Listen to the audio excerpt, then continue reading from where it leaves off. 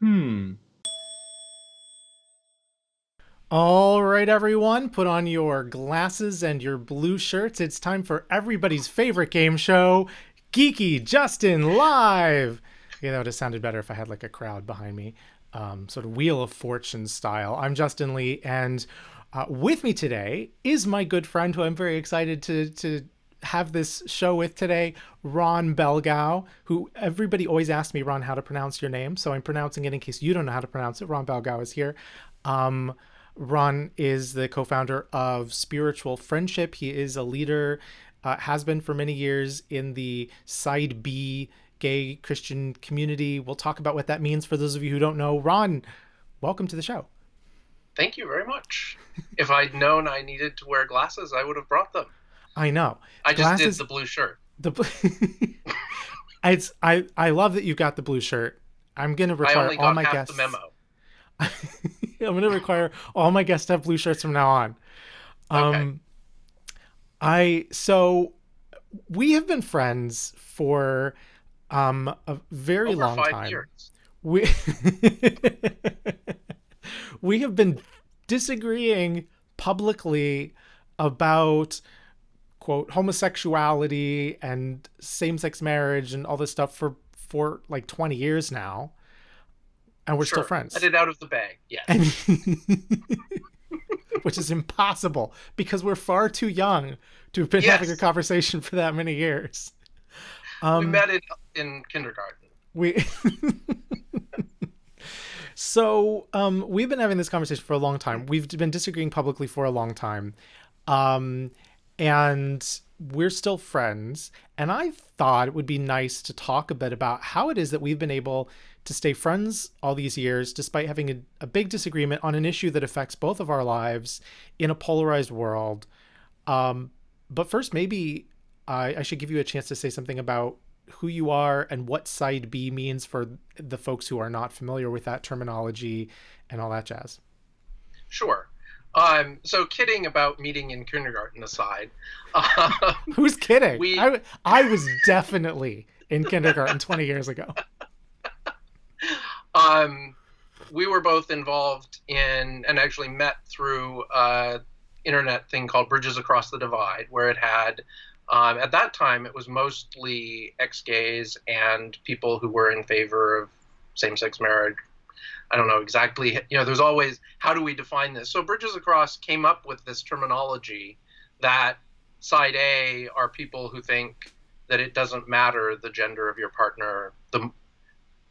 For Christianity, the rules of morality would be the same for all couples, gay or straight. Mm-hmm. And side B was the belief that God had intended only male female sexual activity only to occur in the context of a marriage between a man and a woman. So therefore, uh, no room for homosexuality. So I was um, one of the side B people at Bridges Across. You were one of the side A people.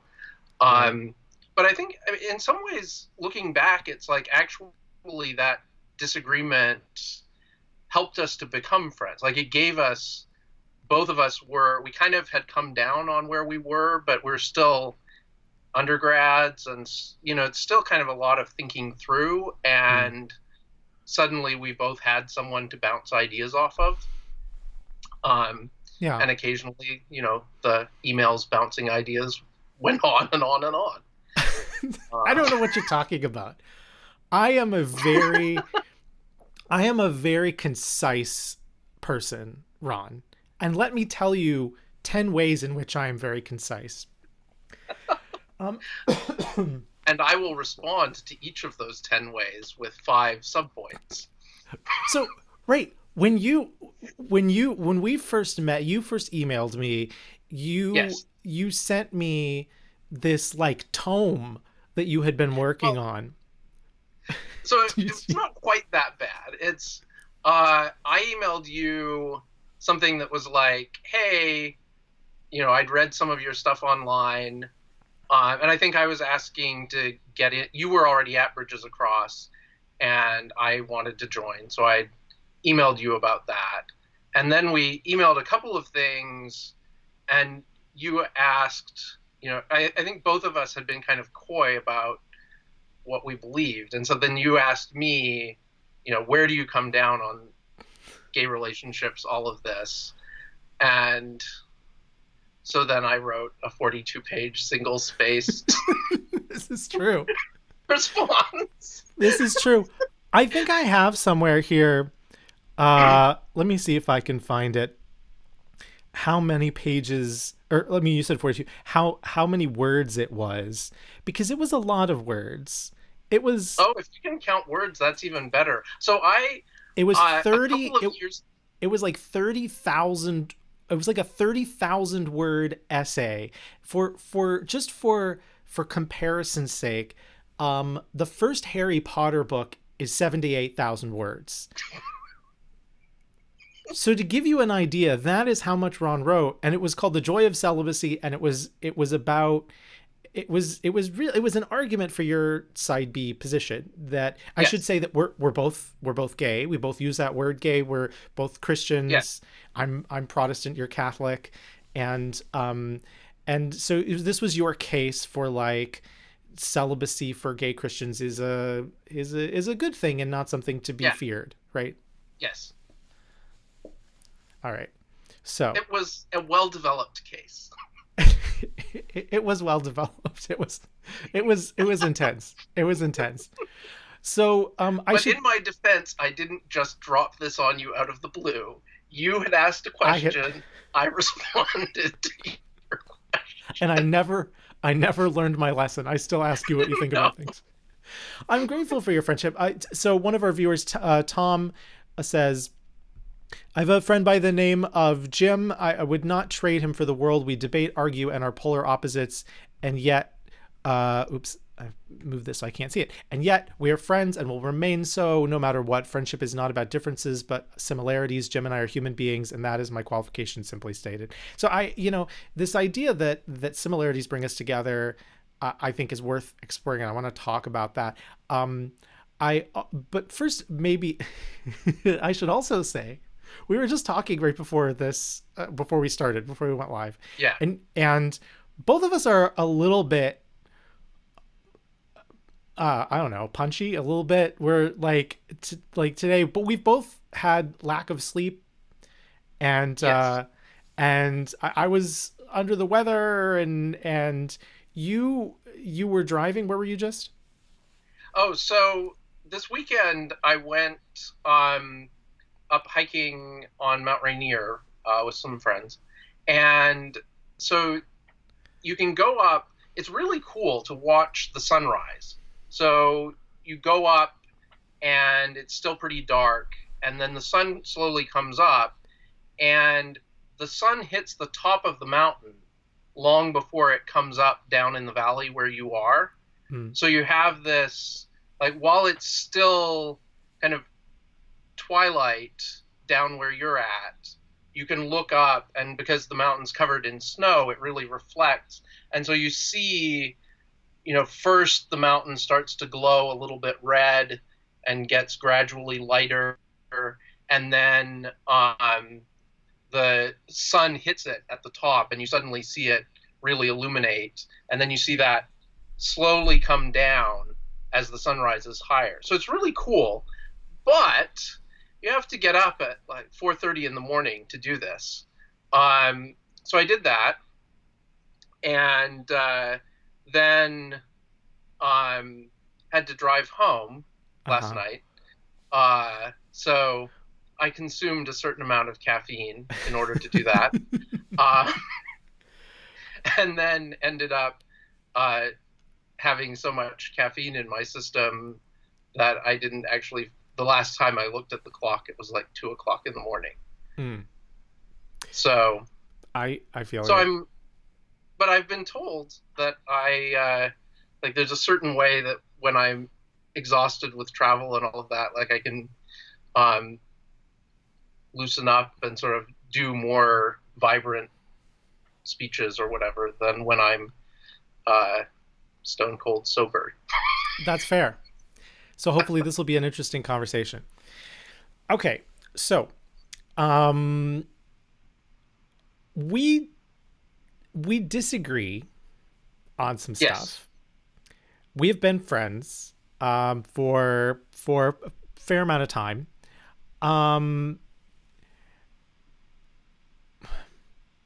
why? I know why I think. Why do you think that we're friends?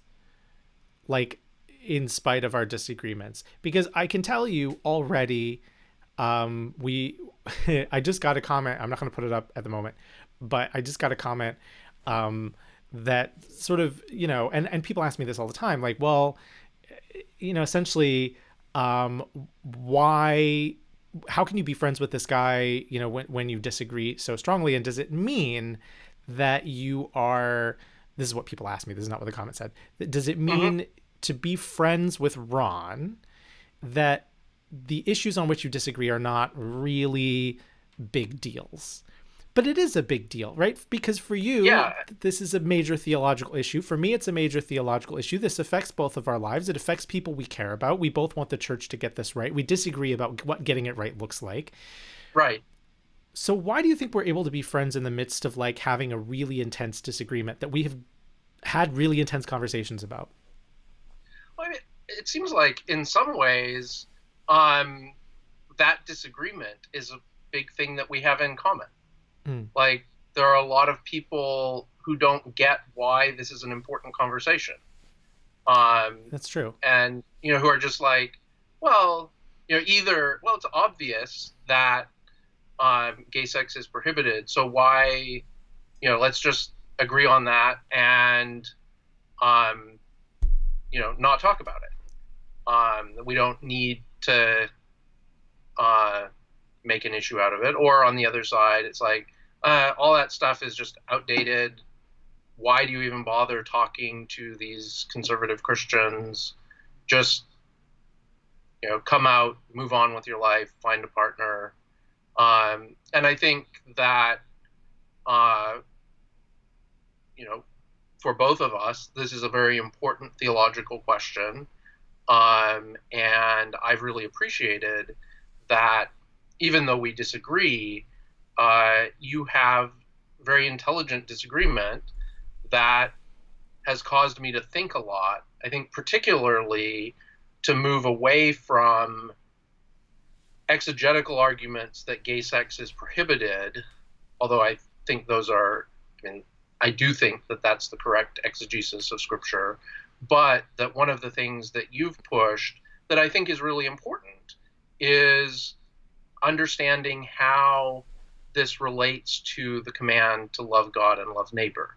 Mm. Like, is this just an arbitrary thing, like not wearing uh, clothes with uh, we two types of fabric woven into them, or not eating shellfish, or is it something much more important? And how, if so, how is it connected to the call to love God and love neighbor?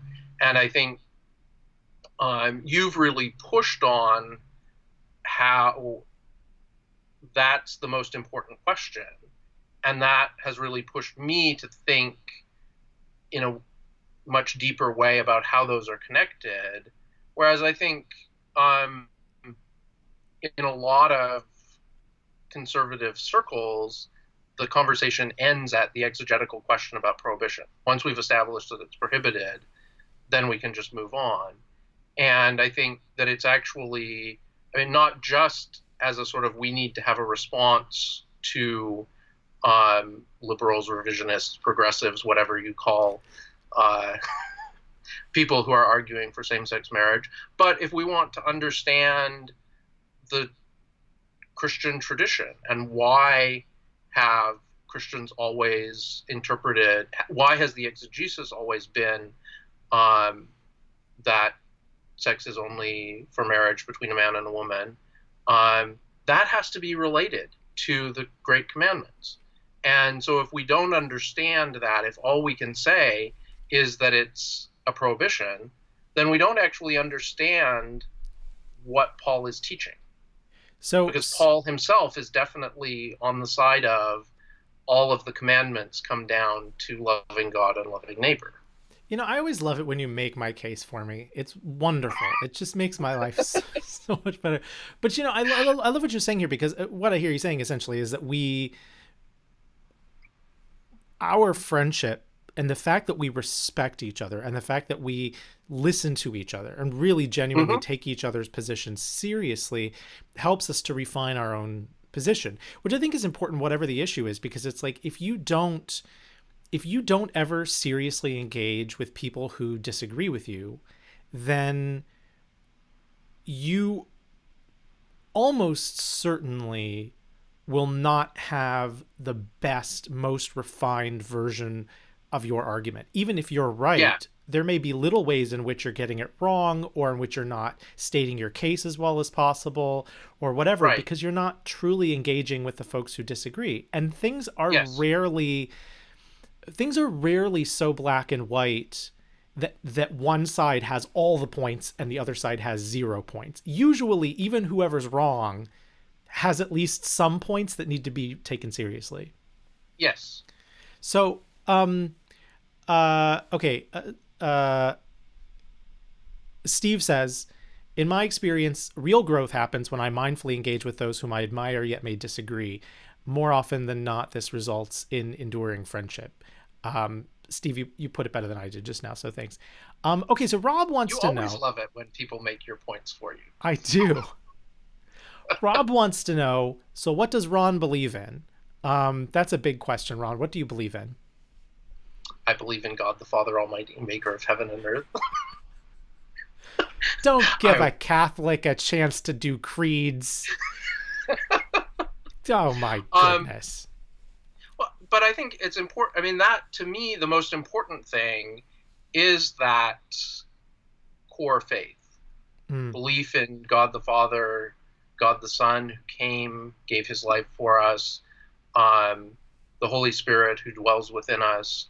And I think that a lot of times it's easy to get, the way that controversies in our culture work, it's easy to treat the divisions about, so are you in favor of gay marriage? Are you against gay marriage?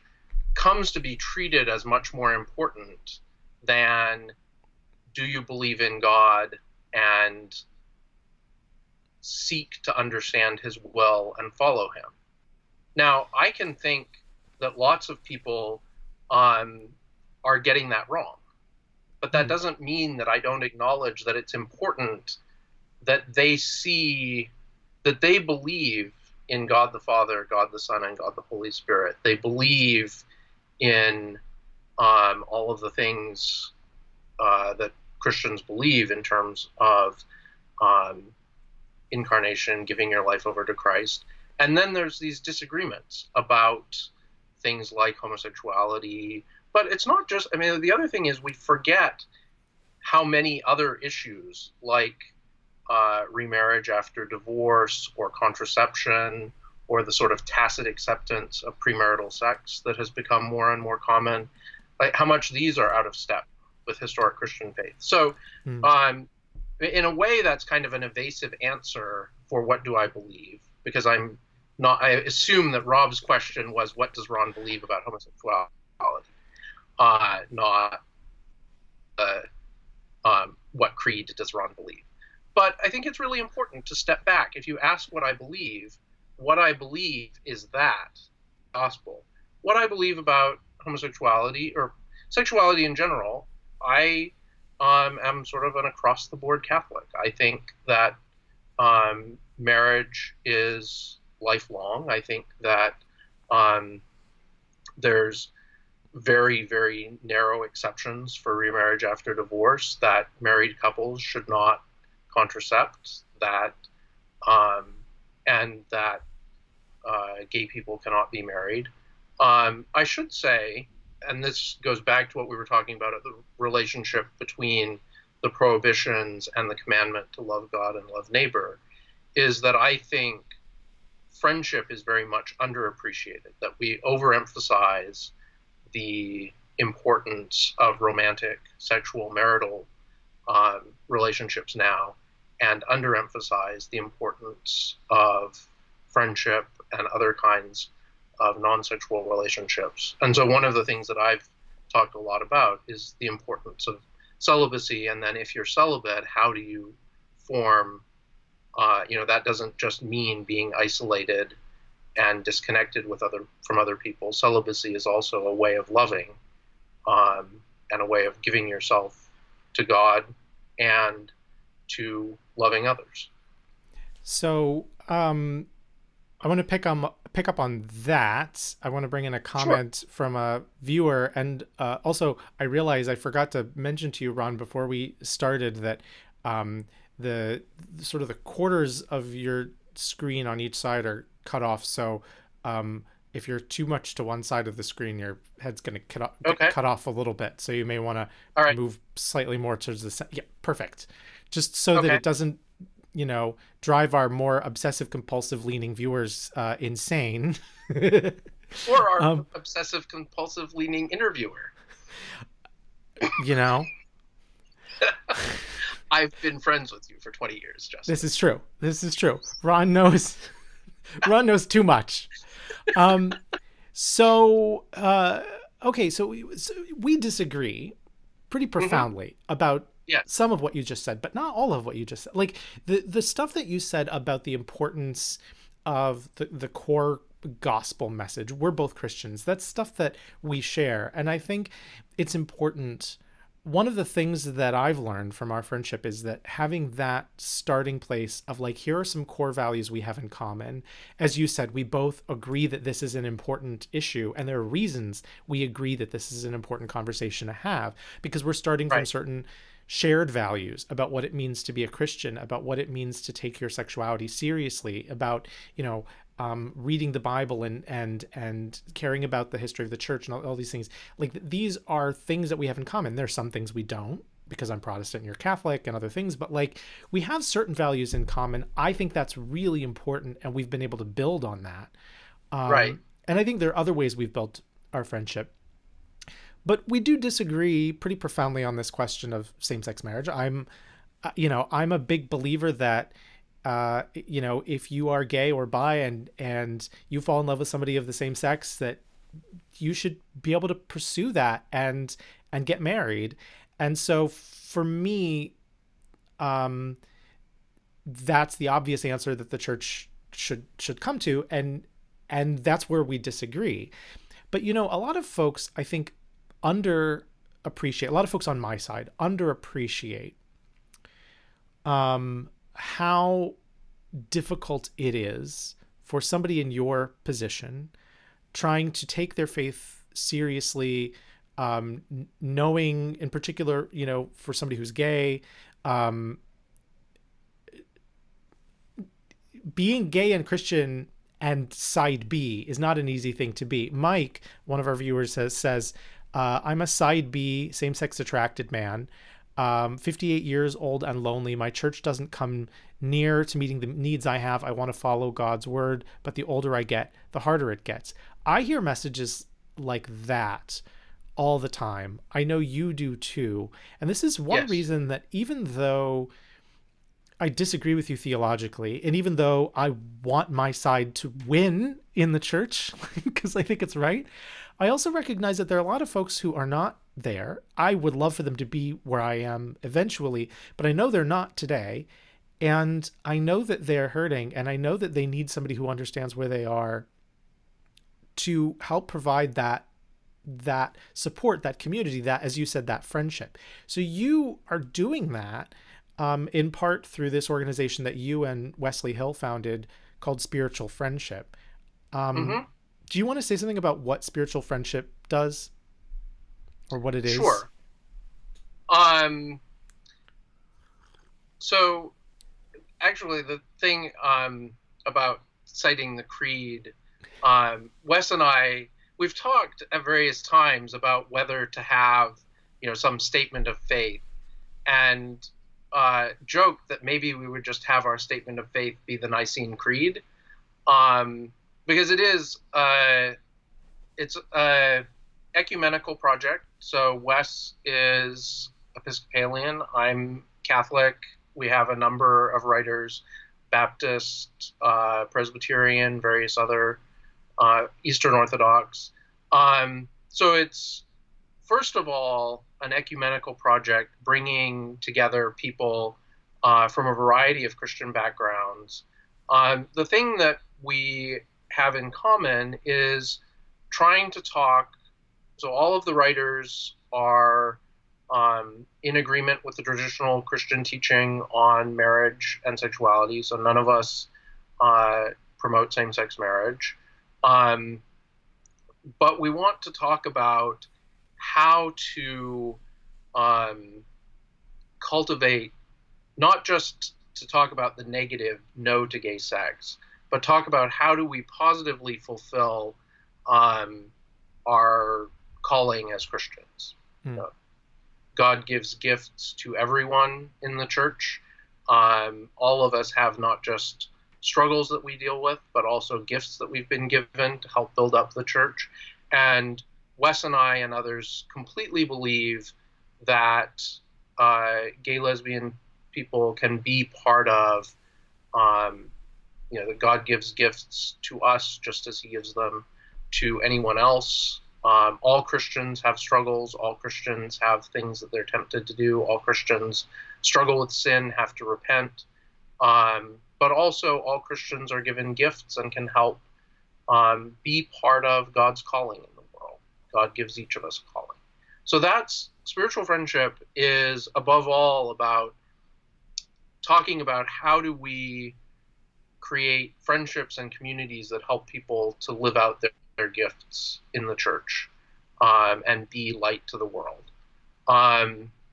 Obviously, we have a specific focus on gay, lesbian, bisexual Christians and the specific challenges. How does all this work out here? But that's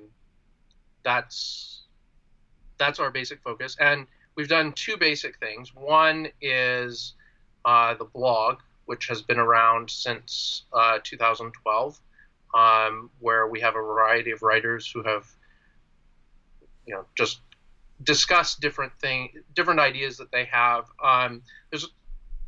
It's somewhat academic, but it has a balance of, how do we think about these things with a background in Christian theology, philosophy, psychology, and that's also spiritual experience. friendship, and that's at spiritualfriendship.org. Yeah, that's correct.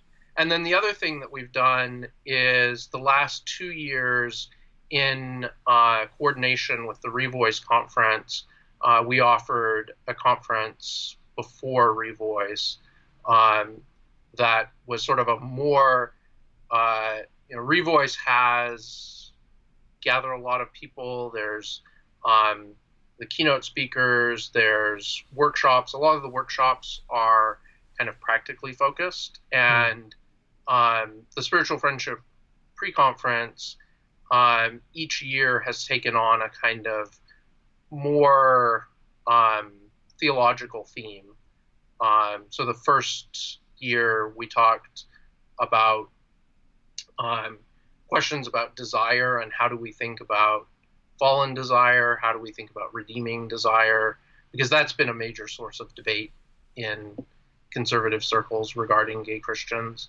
And then we talked about mission and discipleship this year, like the tension between, you go out as a missionary, you're trying to be part of the culture. I have become all things to all men so that I can save some. The Paul, as a missionary, he's trying to go in, be in any culture, respond to anyone. And then the flip side is discipleship, where, there you start getting more demanding, and this is not just milk for babies, but solid food. So that's the two things are the blog and the conferences.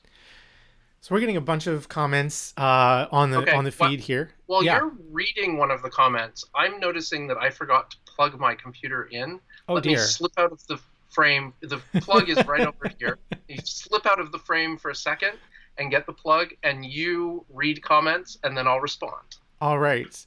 So this is... Sorry about this. This is the joy of doing a live stream, which is always fun and exciting. So we have we have some really interesting comments. There's one in here from Sterling, who says, "Hey, Ron and Justin, wondering how you two respond to Christians who believe LGBT folk who are affirming can't be true Christians because of their, quote, sinful beliefs and actions." I want to expand on this question a little bit. Thank you for that, Sterling. You mentioned revoice. For folks who aren't familiar, this is another side B LGBTQ Christian group. And I know both Revoice and Spiritual Friendship, as well as you and Wes and others personally, have been attacked by folks on both sides, really. It's not an easy space that you're in. No. It's not an easy space that I'm in, to be fair, but let's talk about you for a minute. It's not an easy space that you're in because folks like me say, well, why are you not in favor of marriage for folks who, don't feel called to celibacy and like yada, yada, yada. And we make the case that there's a lot of spiritual harm that's been done in the name of this kind of theology and all this kind of stuff. But then you've got folks on the other side who say, for you to even use the word gay to describe yourself proves that you are not a real Christian.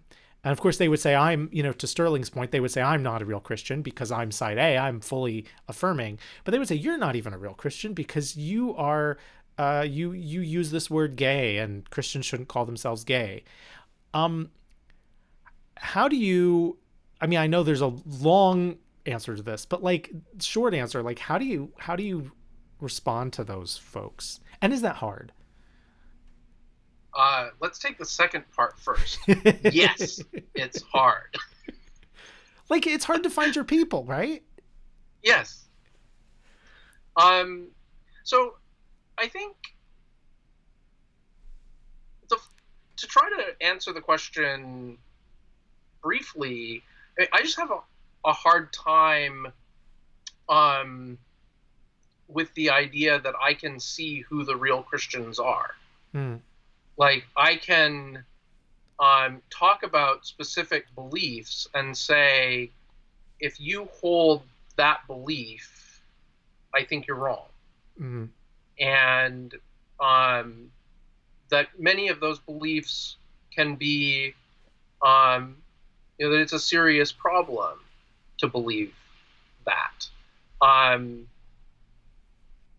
But I think seeing into other people's hearts and knowing where they stand with God and how much of their false belief is they're to blame for and how much of it is bad example from other Christians and other things. That is a hard thing for me to, I just don't think that that's the way that I should be thinking, that I can look at the people that I go to church with or the, others and say, these people will be in heaven and those people will not. I think that that is a judgment that only God can make. I grew up Southern Baptist, and we pretty much were raised to make that judgment. I just saying, yes, we know who is going where. Right. But I think that's an interesting difference between Catholic and evangelical. Because the Catholic Church, there are a lot of things that Protestants believe that Catholics think it's a real problem to believe that. But we don't say Protestants are therefore not Christians. We say they're still our brothers and sisters in Christ. And they hold beliefs that are really problematic. And it's part of what we should do is to talk about those differences, but also acknowledge the similarities. If you look at official Catholic teaching on ecumenism, there's a lot of emphasis. What do we hold in common with Protestants? What do we hold in common with Eastern Orthodox? And then here are these things that are differences, And part of the point of ecumenical dialogue is to address the differences. Yeah. And so that's, I think that it's not, our conversations are not just, um, you know, well, we're both real Christians, so we can hold hands and sing Kumbaya. I mean, part of it is that we have this disagreement, but Right. we also recognize what we have in common. And you can And say, I think what you say, I think what you believe is problematic. You used that word just a minute ago. yeah, I can believe that what you believe is problematic, and we can still be friends. I think that's what a lot of people have trouble with. That, like, we're not glossing over the fact that we have a serious disagreement, but we right. also are friends. And a lot of people are like, they see it as such a, like, one or the other. Like, you can't possibly be friends, real friends with someone who believes something that you think is problematic. And yet, Uh-huh. if you can't, that is disastrous for, like, all of us as human beings. Like, I think you have Yes. to be. I want to before we get too far from Sterling's question, I want to say something that you did, because we were, so for those who don't know, Ron and I do speaking gigs together sometimes, which, by the way, if you have a group that needs to talk about either talk about, all of this, sexual orientation and Christianity and the, all that jazz, or even what's happening more broadly in the LGBTQ movement and the church and all that. Or if you just want to talk about how to continue to dialogue across lines of disagreement, Ron and I would be happy to come and talk about these things with you. But we did this at one particular Christian school.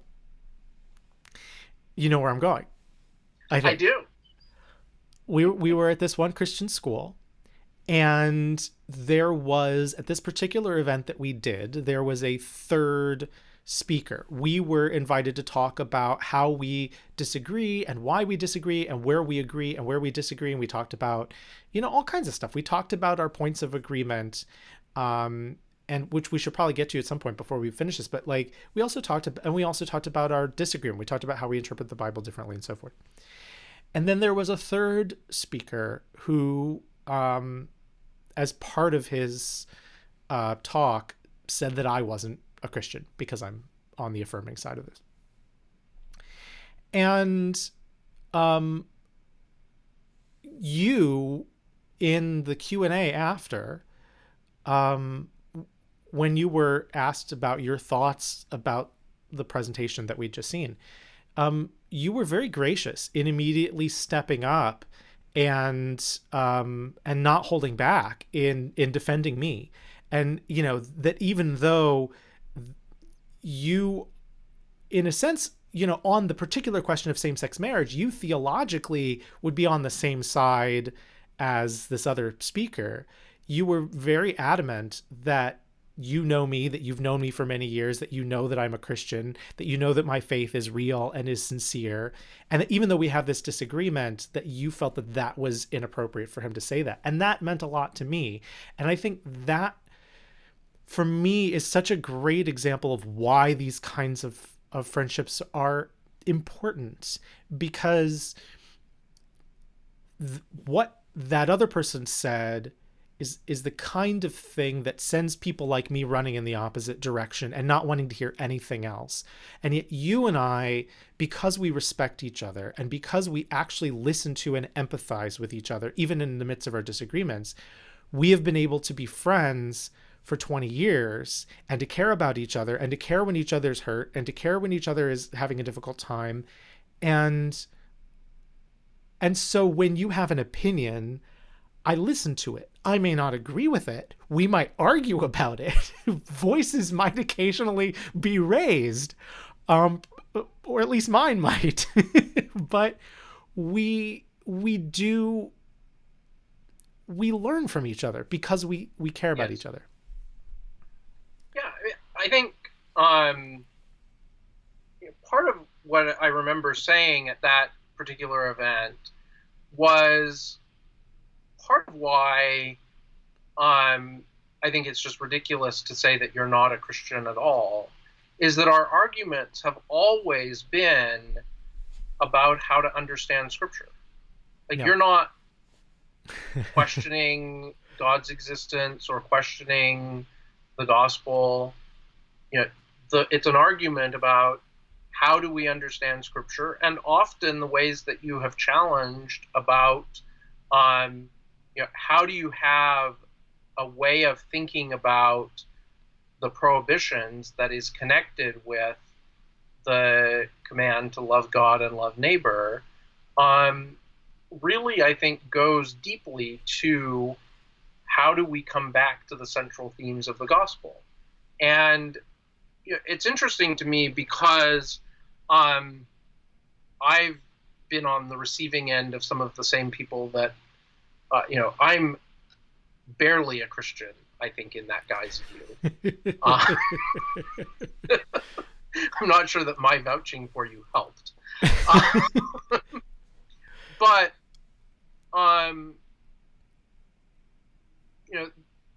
sexual ethics is not the only commandment found in Scripture.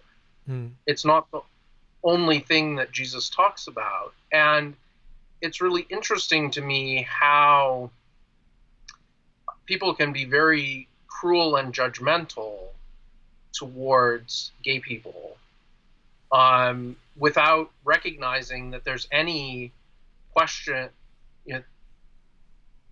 that raises any questions about the reality of their Christian commitment. And that, it seems to me, when you read, say, the Sermon on the Mount, every one of us should read that and think, gosh, there's so far between what Jesus is talking about here and where I'm at, and not just the couple of verses that talk about looking lustfully. I mean, sexual stuff is only a small fraction of what Jesus talks about in the Sermon on the Mount. All of us should look at that whole thing and think, wow, there is so far between where I'm at and where Christ wants me to be. Yeah. And so much need for grace in my life that maybe I should listen to the part about removing the log from my own eye. Yeah. Would that we all had that kind of humility. Right. And it's hard. It's hard even to say that, because it's like, I'm saying this and I have to be careful, at least I know to look for the log in my eye, unlike right. At least I'm humble that guy enough over there. Yeah. I'm so much more humble than you. Where's that Weird Al line? I know I'm a million times as humble as thou art, from Amish Paradise. Yeah. Yes. Okay, so Tim has some suggestions for how to have this kind of dialogue across the divide that I think are good. So I'm going to put these up on the screen. Tim says, okay. 1, you should attempt to re-express your target's position so clearly, vividly, and fairly that your target says, thanks, I wish I'd thought of putting it that way. 2, you should list any points of agreement, especially if they are not matters of general or widespread agreement, so the things that you have in common. 3, you should mention anything you have learned from your target. 4, only then are you permitted to say so much as a word of rebuttal or criticism. I like that approach. I like those are... and these are, I think, not original to Tim. These are rules from elsewhere, but I like these as a starting place for having this kind of dialogue, because, yeah, I like them. It reminds me of back in the days of Bridges Across, which we were talking about at the beginning of the hour. Yes. They talked about side A and side B, inventing those terms for this one particular conversation. And then the term side C got invented for some kind of a middle space. It was always a bit of a nebulous term to me. But then they had method D and method E. And I never talk about method D and method E because at that point I feel like people's brains are ready to explode from just all the letters. But the idea was that I forget which was which now. Do you remember which was D and which was E? I think D was the bad one. I think Was so the good too. one, but I can't be. I think that's right. That method D was like the approach to disagreement that was, very us versus them, turning the person you disagree with into the enemy to be destroyed at all costs. And method E was this idea that you hold that disagreement maybe just as strongly, but it's about a willingness to engage in gracious, humble, compassionate dialogue, listening, Right. caring about the person, respecting their humanity, trying to understand where they're coming from, not which does not mean you are any less strong in what you believe and how much you believe it, but that you're trying to understand why would people disagree with me, which, if I can do a moment of self-promotion, my book Talking Across the Divide is partly about that, and is very much inspired by our time at Bridges Across the Divide. And I mentioned Hmm. in the acknowledgments at the end of Talking Across the Divide that you know that it's kind of an accident that the title ended up sounding like Bridges Across the Divide. It wasn't my suggestion for a title, but as soon as it was suggested, I was like, no, I like that, because having those dialogues with people I strongly disagreed with helped me to learn a lot about what works and what doesn't work. You can you know shoot fire at people, and it's not going to change their minds. It's just going to send them running in the opposite direction. Right. There's so this is I always am reluctant talking about folk stories about St. Francis of Assisi without looking them up and checking them, because he's one of those people about whom so many things are Right. said that who knows. And if I thought of this earlier, I would have looked it up before I blurted it out on air. But as you were talking, there's a story that during the Crusades, Francis of Assisi said, you know what? We should go preach to the Muslims. And we shouldn't fight them and kill them. We should go preach the gospel to them. Hmm. And other people thought that was a bad idea because we're fighting them. If you go across the lines to try to preach to them, how will they respond? Mm-hmm. But he went and got taken to the leader and preached the gospel. And as it happened, there was not a massive conversion of the Muslim world. Even the leader did not convert. But there also wasn't, they did not kill him. They did all of the things of, you can't go talk to those people. They're just, they'll just kill you. Hmm. He went and he took the risk, and maybe they just thought, if this Christian is crazy enough to try to come preach the gospel to us in the middle of a war, sure, let's hear him out, because he's coming alone and he's not a threat to us. But I don't know. But the idea that instead of fighting, we should be, even when it's risky to preach, even when we think these people are closed off to the gospel, even when we think these people will, it's a risk to our lives to do it, it's better to speak love than it is to fight. Hmm. And I think it's, I've always found Francis of Assisi very inspiring. Not necessarily particularly for that story, but I think it's an interesting story about, instead of this,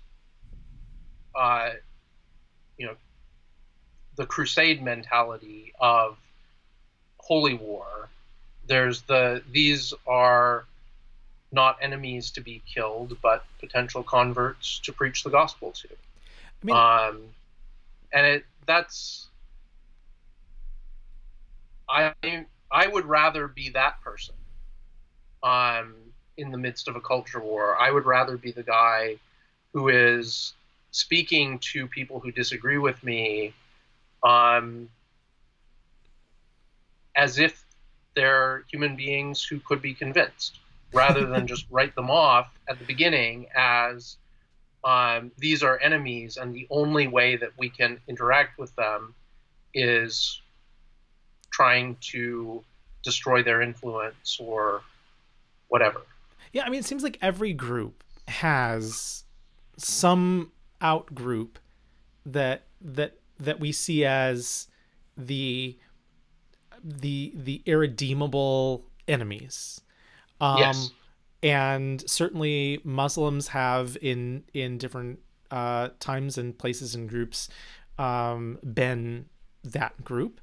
Today are for many folks that group. Um, for some it's gay people or LGBTQ folks more broadly, or trans folks specifically, or affirming folks. For others, it's Christian it's right.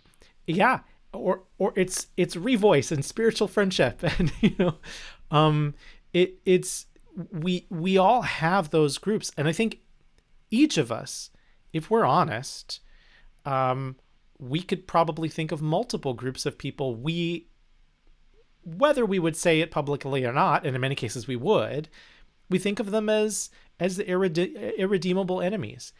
And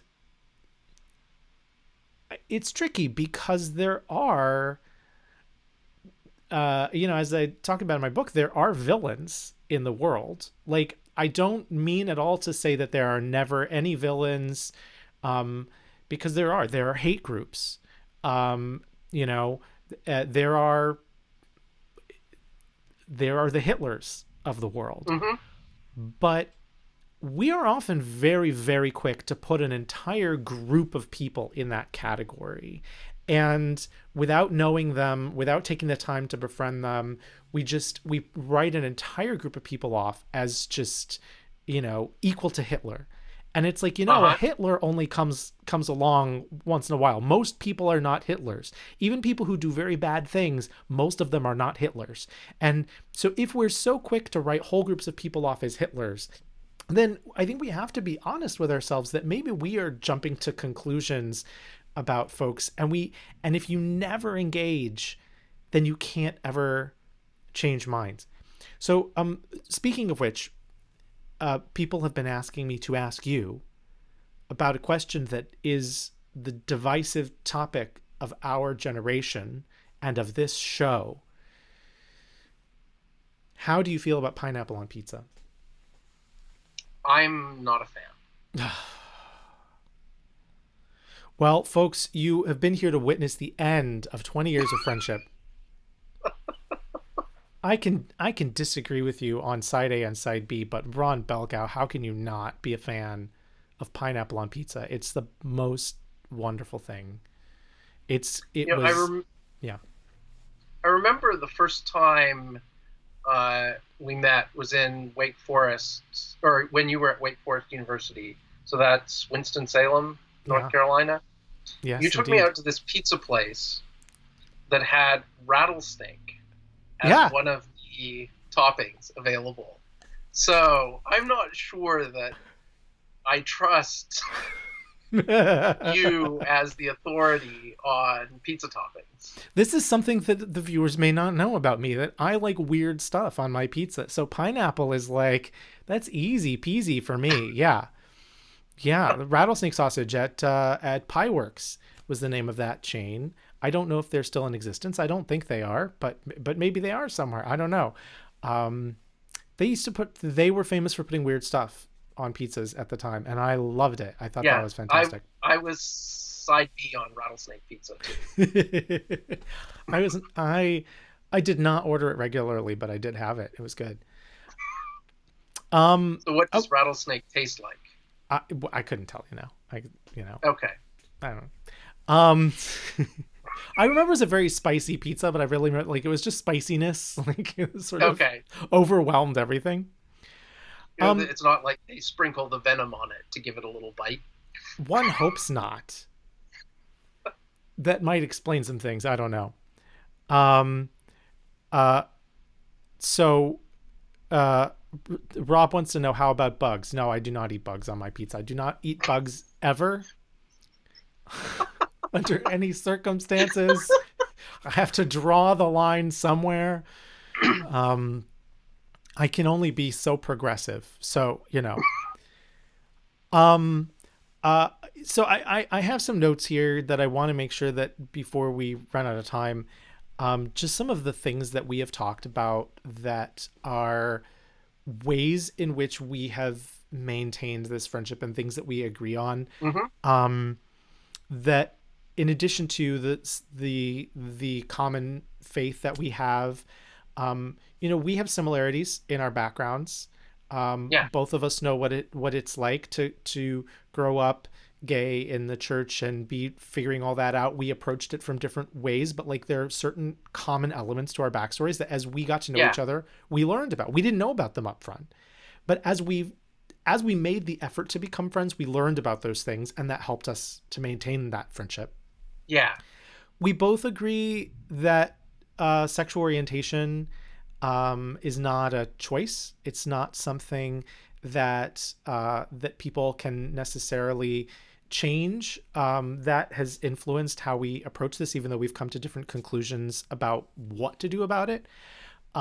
We took time to develop a common language and make sure that we defined our terms, to seek to understand and empathize with each other, to understand each other's motivation and assume good intent where we disagree, to acknowledge that our disagreements matter, to listen to each other, to share stories and not just argue with each other. That was something that I think we learned really early on, that we could, if we got stuck just debating stuff, then that could get really intense.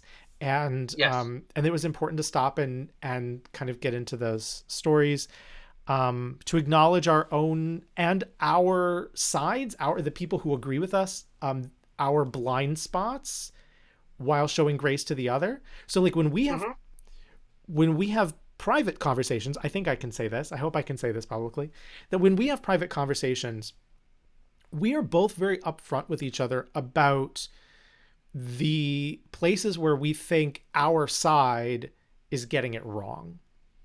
Yeah. We are not afraid to be critical of the people we most agree with and talk about ways in which we don't agree with our side, or ways in which we ourselves have our own weaknesses in our own arguments and stuff. And I think that takes a lot of trust, because that's the kind of thing that someone could easily abuse. But it's helped us to really refine our own arguments and understandings and to learn from each other, I think. And the fact that you're willing to say, here's where I think other side B folks, have made some mistakes, makes it easier for me to say, well, here's where I think some other side A folks have made some mistakes. And we put our relationship first. Briefly, Go ahead. I know we're running do it. low, but do it. One of the things that was kind of formative for me in this, the first job that I had out of college was working as what was called a software design engineer in test at Microsoft. And the in test is important because that was, I was working on how to break the product before it shipped, to find problems so that they could be fixed before it goes to customers. Now, I will not say that Microsoft products in the 90s were so bug-free that I can brag about my success in that. What?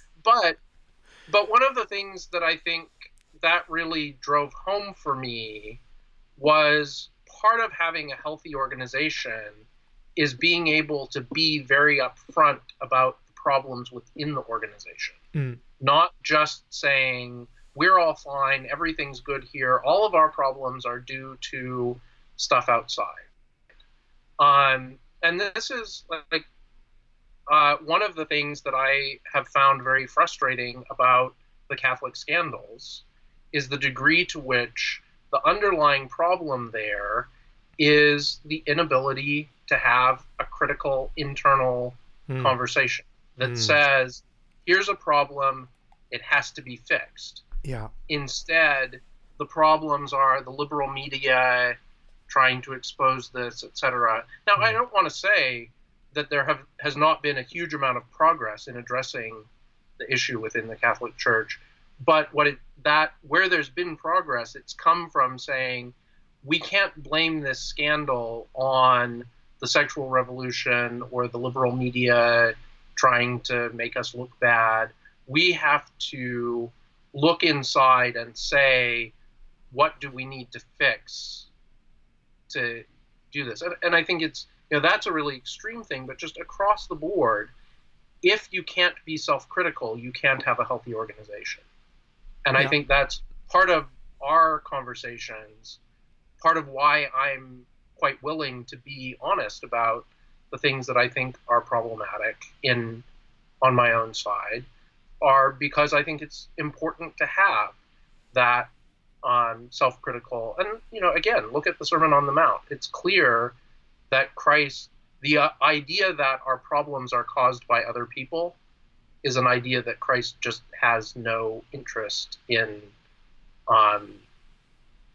cultivating that attitude. He wants us to recognize the need to look inside first and clear up, let him work on our own hearts, and that as we become more conformed to him, we become better able to carry his message to the world.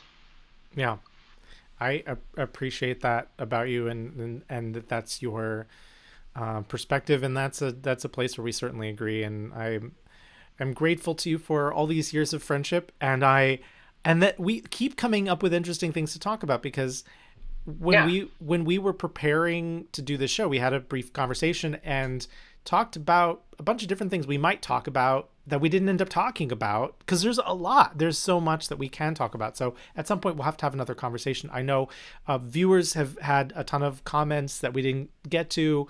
And that's, I love when that's the case, because it means people are engaged, and I hate when that's the case because it means I can't, I apologize that I couldn't get to everything, but maybe next time.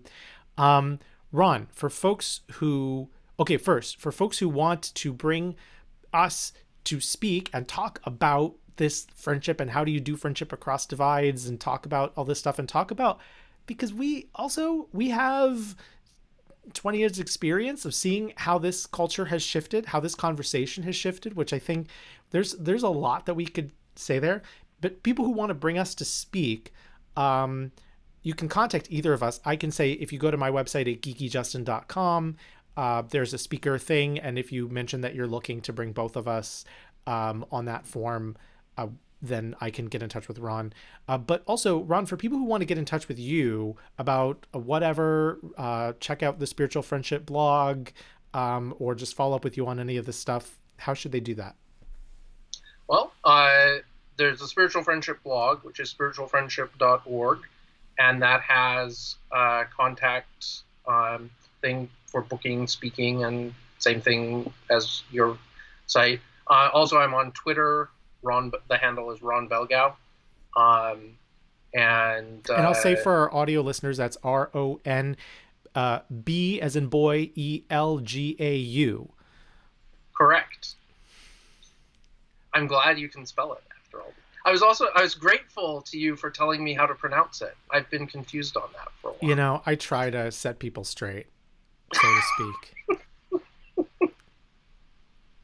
You're welcome. So what's your cup? Oh, for our podcast listeners, the mug I'm drinking out of today is Todoroki. Japanese. It is, it's Todoroki from My Hero Academia. So, Okay. Yeah, and I also have a Todoroki behind me, so it's like double Todoroki. That wasn't intentional, but it works. If we had more time, I would go into that, but another day. You'll have to ask me. Viewers, you'll have to comment on the stream and ask me about Todoroki, and we'll talk about him. Anyway, so Ron Belgau on Twitter, spiritualfriendship.org. Anything else? Nope. That's all right. Best way to get in touch with me. Well, I just want to say thanks to everybody for tuning in. Thanks for watching. Remember, you can always catch the show on YouTube, youtube.com/GeekyJustin, as well as on my Facebook page, which is also GeekyJustin, and search GeekyJustin Live in your favorite podcast software. And thanks to all my podcasts. I'm sorry, I'm trying to do two things at once here. I was trying to pull up my list of gold patrons that I usually read from at the end of the show, and I don't have my list up, so apologies. Thank you to the gold patrons, and thank you to all my patrons on Patreon for making it possible to do this show. You can catch all of that stuff at patreon.com/GeekyJustin, and I am super grateful to folks who have made that possible. Thank you so much, Ron, for being on the show and being Thank you for willing the to invitation. anytime, man. I will see you again soon, and we will be on a stage, and hopefully nobody will say bad things about us. Have a good night, everybody. Have a good week. Thanks. Be excellent to each other, and don't forget the nuance. Good night.